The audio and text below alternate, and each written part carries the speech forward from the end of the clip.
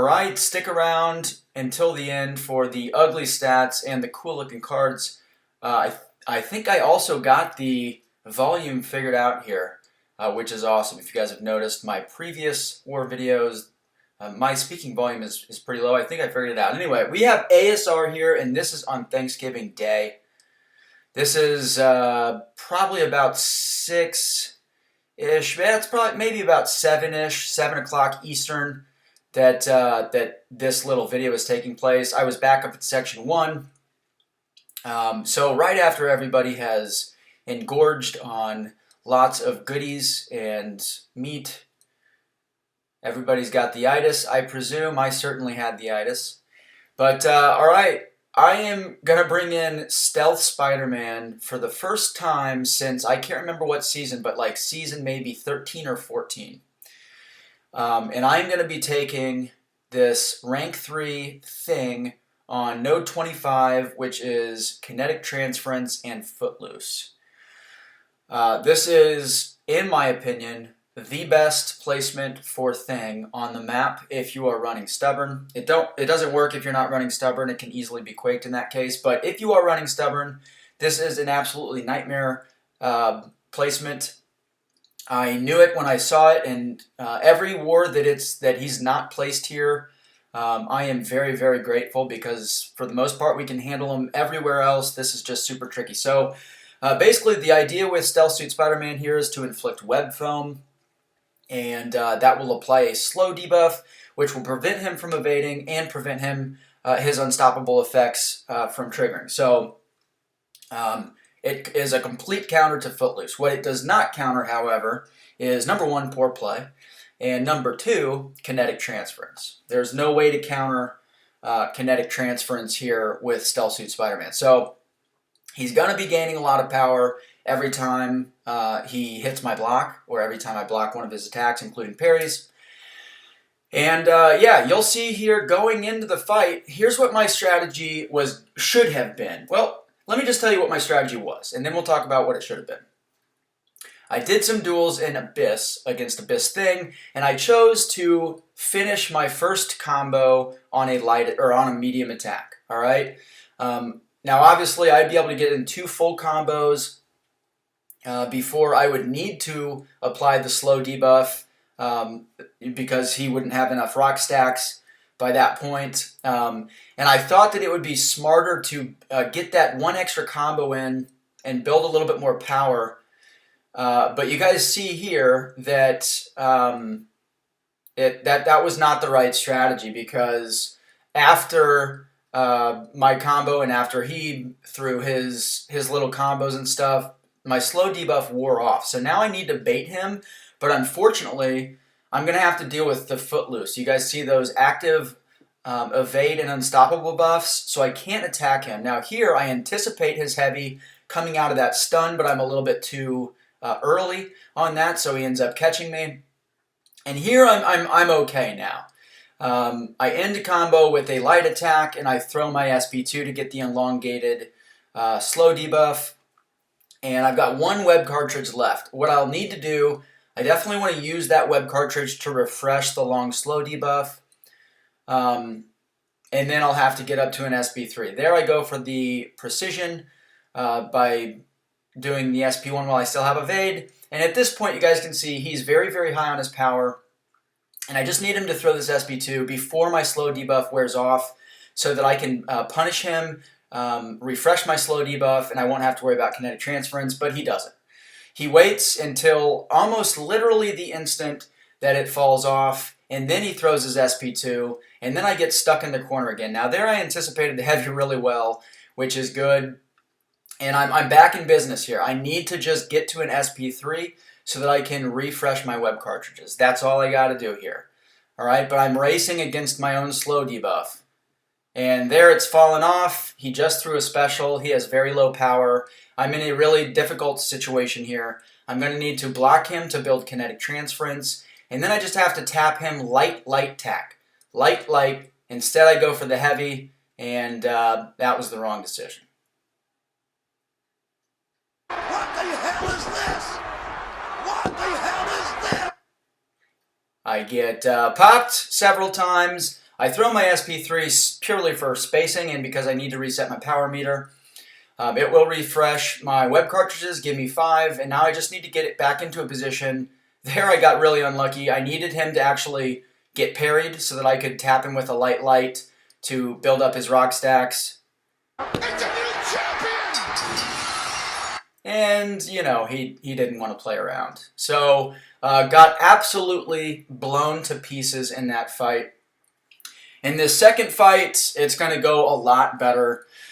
However, I still made that mistake at the beginning of the fight where I started with a full medium ending combo.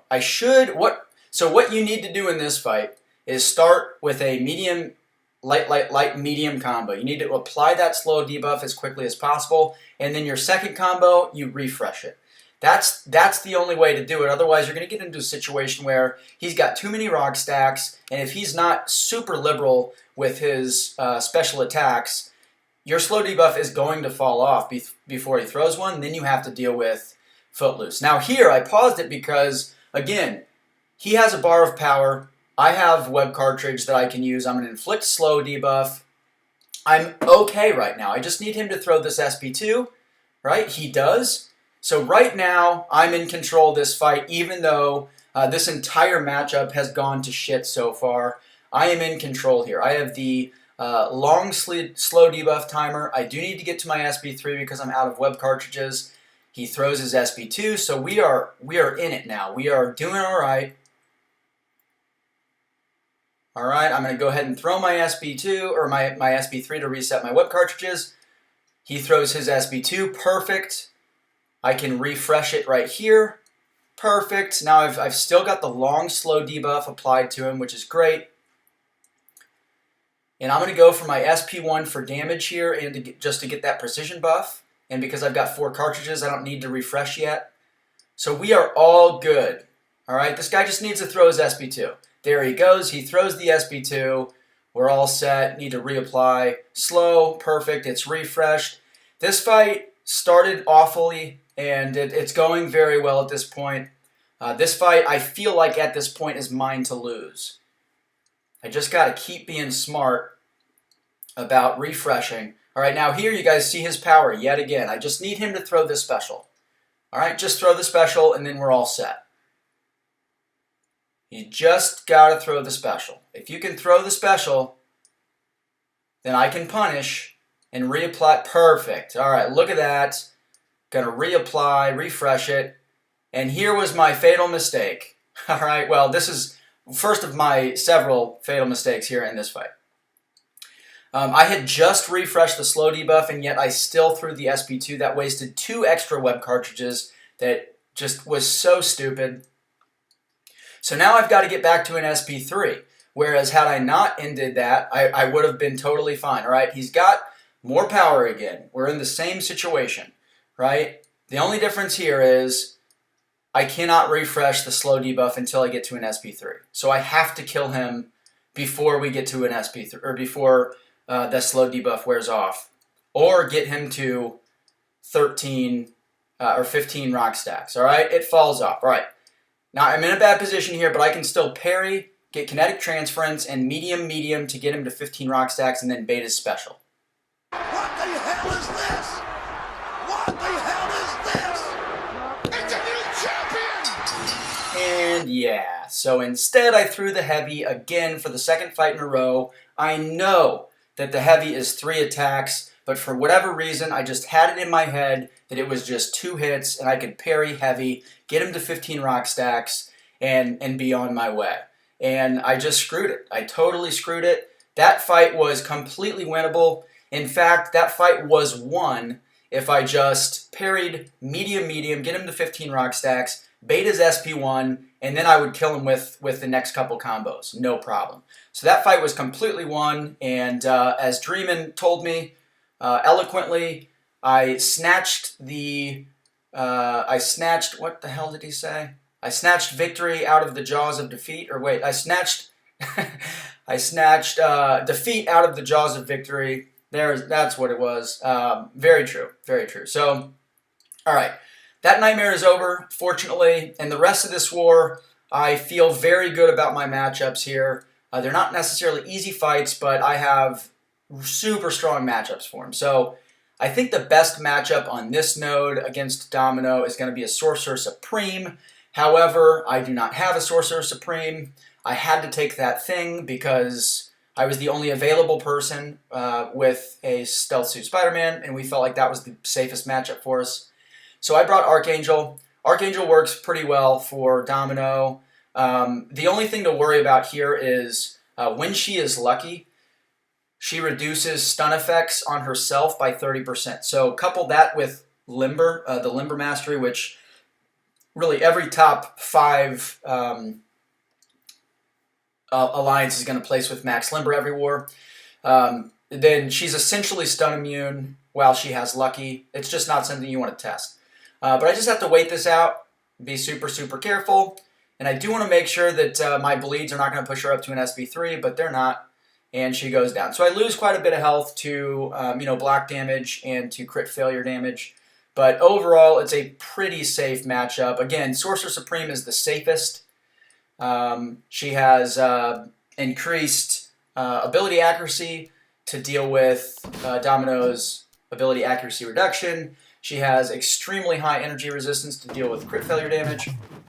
And she can nullify those rage buffs or those rage furies, all that good stuff. Alright, and then this is a standard Apocalypse fight. Now, I did not want to use a Power Start 1 boost for this fight. Normally I would, just to be safe, but I don't need it. I just knew that I was going to take quite a bit of block damage from his special attacks. And of course I did.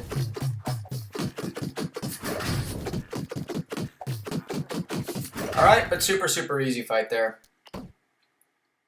Alright, and then last one we have this rank 5 Sorcerer Supreme. This is pretty common placement. It's very good placement because Dr. Doom, for example, is kind of a trap matchup. Obviously, you can't Quake Sorcerer Supreme either. So Magik is going to be the best option here. Again, I chose not to use a PS1 boost because I felt like I was going to be completely in control of this fight. And you see here, I'm just slow playing it, just making sure that I will get an SP2 before she gets to her SP3. I do. And yeah, at this point, the fight is over. So Magik is the best option here. You don't need a Power Start 1 boost, but it certainly helps. And if you're not going to use Magik and you have a Human Torch, then Human Torch with an Invulnerability boost is also a really, really strong matchup here. But yeah, that is it. That's the war. We got our asses kicked. Thanksgiving, what can I say?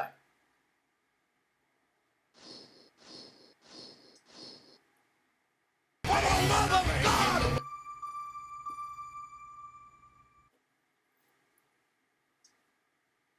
Alright, had a couple extra Magik fights to boost her little, season total there. And then we fought Apocalypse, so... For the love of God! Someone tell me this is not happening! Very, very sad war for me. Got absolutely brutalized. My power rating for the war was under 1 with 4 fights. Incredible. That's how it goes sometimes, unfortunately. So let's take a peek at the cards, guys. We have got Dap in BG3 with the silver, Amir with the gold, and Hin with the platinum card using his rank 3 clairvoyant. And we do have one more special card, another Centennial Streak card. This time I learned my lesson to not jinx him. I gave him the card after his streak ended. So unfortunately his streak ended this war. But Tej, congrats on the great, great streak, brother. And that's it for the video. I will catch you in the next one.